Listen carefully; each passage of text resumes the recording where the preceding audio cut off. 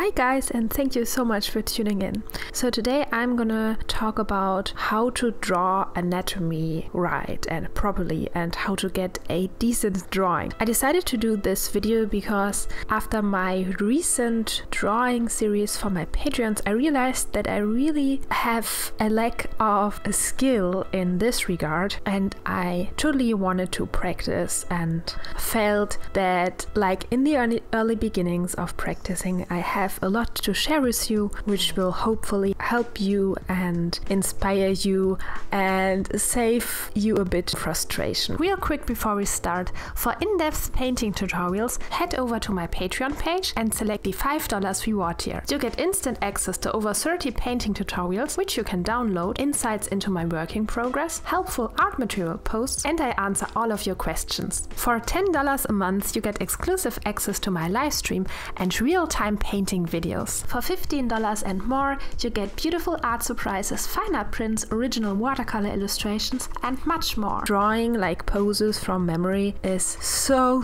difficult, and normally after like the third minute of drawing, I kind of don't know how to continue. For example, after I've drawn the head or the torso, and I want to share my tips and tricks how I overcame this problem.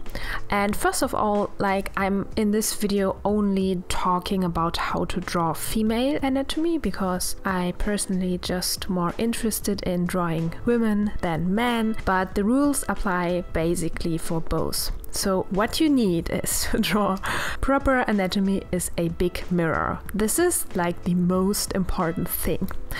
And then, of course, patience and the willingness to stand up, go in front of the mirror, do the pose, go back to the drawing, and do that as much as you need it. And what I do when I want to draw a pose or a character is that I normally start with the head, and then I draw the torso. And I also divide the body into little shapes and little segments that I memorized and that I roughly know the shape of, and I roughly know how those little segments can be moved around, like a memorized doll in my head. And as I said, I usually start with the head and with the torso. And every little segment of this body you have to memorize, and you do that by standing in front of a mirror, and I do this mostly with maybe only a bra on and only like underwear so that I can observe my body the best as possible. And then I just pose in different positions and in sitting and standing positions and turn my arms around and moving my legs and just look what is possible with the body, at least with my body, because oftentimes I draw a pose and then I think, oh, I think this pose is actually not really possible, and how looks the torso from this angle or from this position, and then I just go to the mirror and look, okay, how is the torso, how does the torso look? And in addition to like memorize your own body, what I do is like the next step, or you can also include it as you go, is to simplify those segments of the body. So I'm more interested in drawing like idealized figures and develop an own style for my figures. I don't want to have them too manga-like, I don't want to have them too comic-like, but I want to have a specific style. And in order to accomplish that, I adjust the segments of the body in a way that I like the most. For example, like my figures often have pretty short and like thick legs and big heads and also like short arms. So basically they're a little chubby like, but I find that they just look more like cute and better as if they are real sized or even have fashion model proportions. Like this wouldn't be fun to draw. They would look like the legs would be too long, and I don't like that. So especially with the newer drawings, some of you might have followed my progress on my Instagram stories. I'm way more happier now than with my Halloween drawings, and I will probably upload like the other Halloween drawings too, but you know, I think they look a little bit stiff, and I'm definitely more happier with this one and with other drawings I did. So don't wonder when it takes a bit of time for me. I'm currently more passionate about my newer drawings, but this is normal as an artist. Okay, so back to the tips.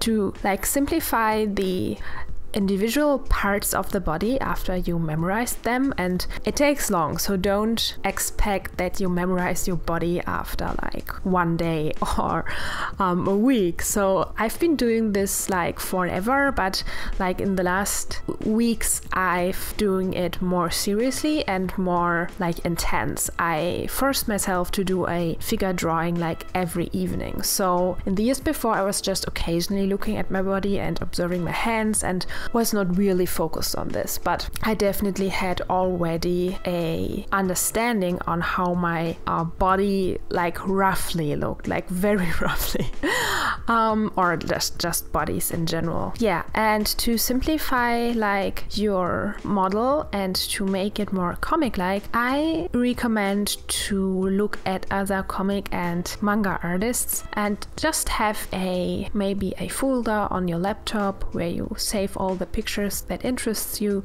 and then you pick and choose like the things that you want your comic character look like. For example, I like the feet and the hands more or bigger than in real life, and I also like that the characters have a very small torso and pretty narrow shoulders, but then really wide hips, and I think this is very beautiful. I like this style, but you can do like every style you like and find your personal idea on how your like favorite or perfect body would look like. And of course, if you do several characters, maybe for a story, they should definitely have different proportions and should have different bodies. But I'm not doing a comic, or I don't intend to make a story. I just want to make some beautiful poses. So this is not currently what interests me. In addition to having good comic artist inspirations, what I can totally recommend is the book from Burne, Hogarth, Dynamic Anatomy. I will have a link down in the description.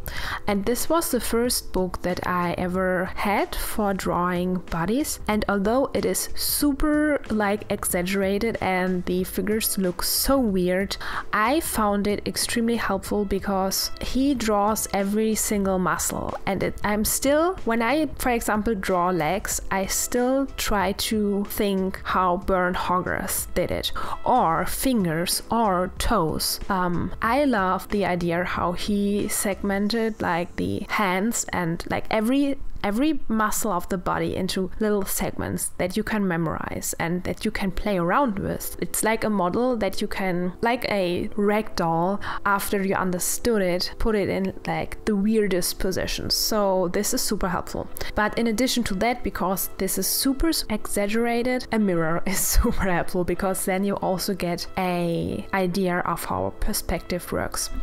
And for this drawing, you will probably not see it, but there were moments, especially when I was drawing the feet and the legs, that I just stood up from my drawing and just tried to recreate the pose in front of the mirror and see how my feet would look and how weird the toes and the feet would behave, because I couldn't came up with this, like there would be no way. And this is super, super important, because after you drew like the weirdest poses and like weirdest perspective distortions, you kind of know when you do your next drawings that what you have to do. And every time when you don't know what you do, you go in front of the mirror. This is really, I can't stress this point enough. You can also do photographs, but if you do only a drawing, then the mirror method is definitely the fastest and the less frustrating one. I find it extremely annoying when I want to draw, for example, a hand and I just can't do it. And taking a photo and then uploading it on the PC just takes so long. I just try to pose my hand in front of the mirror and try to just memorize it, and I can do it as often as I want, and I just find it way easier than finding reference on the internet. I think it's a less frustrating way to do it. And the other thing, material wise, what I can also recommend is to get a good sketching paper. I was previously just drawing on printing paper because I was too lazy to get some. And I don't have the greatest one now, but the difference is that if you erase it, you don't smudge like everything. On printing paper you can't really erase. And this paper isn't the best one. Just try out which one you really can work the best with. I've heard Bristol is very good, or Strathmore, I believe, is good. And what I also really liked is working with two different pencils. So I have a just B pencil and a 7B pencil, and the 7B pencil is super soft and super dark, and the B pencil is very hard. You can also use an HB pencil, and they are very good to make light lines in the beginning of your drawing when you have to get the position right, and they are also way more easier to erase. I use the softer and the darker pencil to then strengthen the outlines, and when I'm sure that the line is right, I go over it with the darker and softer pencil. And to make the drawing a little bit more like beautiful and more refined, I also like to shade it, and I use a very like simple shading method. You can make such elaborate drawings which look like amazing, but for this series of drawings I wanted to go for a more looser style, because I will probably either transfer the drawing onto watercolor paper or I will just print it out on watercolor paper. I'm not sure yet. Yeah, so I wanted to have a very like loose shading style, and for this I also used a B pencil, and I just draw the outline of the shade, and then I just fill in this area with strokes so that the outline of the shade is already defined. It almost looks good, but then you just have to fill in the area loosely with strokes. It doesn't have to look perfect because the outline already defines the area of the shade. This is like a little makes it a bit easier. And maybe you've already noticed it with the faces, I really take my time. So the faces, I believe, for me are the most important areas, and also the haircut. So this is why I take so long with it. And especially with the eyes, although they are so small and they are such a small part of the painting, of the drawing, like the eyes are of course the most important thing in my opinion. And another trick, or just another thing that I do, I kind of looked at the face and I thought something is wrong, but I can't really point out what it is. What you have to do then, and what I do, is that I just take my drawing to the mirror, and then the mirror reveals it instantly, because I don't know why it is, but once you have flipped your drawing, you just see the mistakes. It might be that just your brain got used to your drawing because you drew it like for such a long time, and then it thinks it's right, but then when it's flipped, it's like refreshed, and then it immediately sees the mistakes. And yeah, with this method I could find out that the left eye was higher than the right one, so I had to place it a bit lower, and this helped the expression a lot, and it looks better now. And when I'm like finished with the drawing, with the rough anatomy, I think how clothing would look like, and I was struggling with this so much with my last Halloween drawings. I just couldn't find a solution for it, and for this drawing I did the lazy way, and I just gave her a bra and very short pants, so I didn't really draw like a lot of clothes. But sometimes I want to, and what I do then is I just do the same thing with a mirror, but I wear clothes. So I just wear the clothes that I think look good, and then I try to understand how they fall, how they behave, what they do, so that I can recreate them the next time and I can use the mirror a little bit less. And this is like really my best way. When you want to draw male figures, then you would probably do a lot more work than if you are a woman and you draw women. It's just way more easier, and the same for men obviously. And also another thing, that you see progress very quickly, and the more drawings you do and the more you memorize, the more the bigger the reward gets. Because like, let's say yesterday you kind of drew the feet in a weird position, and then the next day you kind of have already memorized it for your next drawing. And when you keep doing these drawings, you will get better very, very quickly. Only when you stop drawing maybe for a month, then you kind of forget some of these things, and then you have to reactivate them. So when I first started drawing these, I was so bad, like, oh my god, it was so embarrassing. I just thought I can't draw at all.